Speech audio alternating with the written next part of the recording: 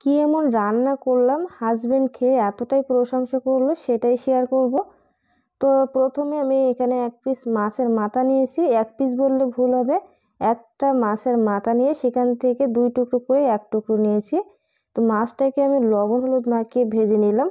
এখন সেখানে আরও একটু তেল অ্যাড করে দিয়ে পেঁয়াজটাকে ভেজে নিয়েছি। সাথে কিন্তু রসুন এবং কাঁচামরিচ পেস্ট দিয়েছি, সাথে লবণ এবং হলুদ দিয়েছি। আর এখানে কিন্তু যে মাছটা থেকে তেল পেয়েছিলাম সেই তেলটাও কিছুটা দিয়েছিলাম। এখন লাল মরিচের গুঁড়া দিলাম, আর এই লাল মরিচের গুঁড়াটা কিন্তু আমার বাসায় তৈরি করা। তো সবগুলো মশলা কষিয়ে নেওয়ার জন্য অল্প একটু পানি অ্যাড করে দিয়েছি। তো এখন যে জিনিসটা দিয়ে রান্না করবো সেটা একটু দেখিয়ে দিই। অনেকে এটা দেখে হয়তো বুঝতে পারেন নাই, তো আমি বলে দিই। এটা কিন্তু পেঁপেটাকে আমি 1 মিনিট জাল করে সিদ্ধ করে নিয়েছি। তো তারপর এটাকে কষিয়ে নিলাম। এখন ঢাকনা দিয়ে ঢেকে অপেক্ষা করব 2 থেকে 2.5 মিনিটের মতো।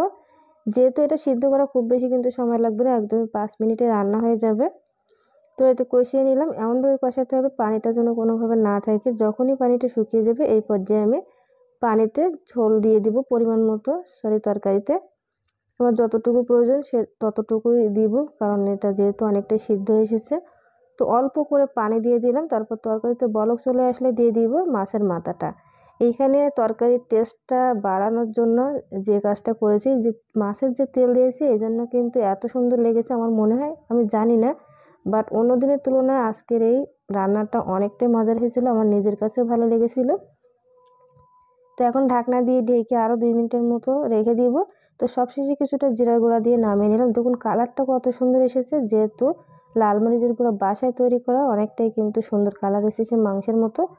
তো এই তরকারি দিয়েই কিন্তু হাজবেন্ড খাওয়ার পরে অনেকটাই প্রশংসা করছিল যে আসলে আজকে অনেক মজা হয়েছে, কীভাবে রান্না করেছি। তো ভাবলাম আমার বন্ধুদের মাঝে শেয়ার করি। একদমই কিন্তু সিম্পলভাবে রান্না করেছি, কোনো রকম বেশি মশলা দেইনি, জাস্ট যেটুকু রান্নায় প্রয়োজন হয় সেইটুকু দিয়েছি, তারপরেও অনেকটাই মজার হয়েছিল। তো আজকের ভিডিওটি ভালো লাগলে লাইক দিবেন, অবশ্যই কিন্তু ফলো দিতে ভুলবেন না। আসসালামু আলাইকুম।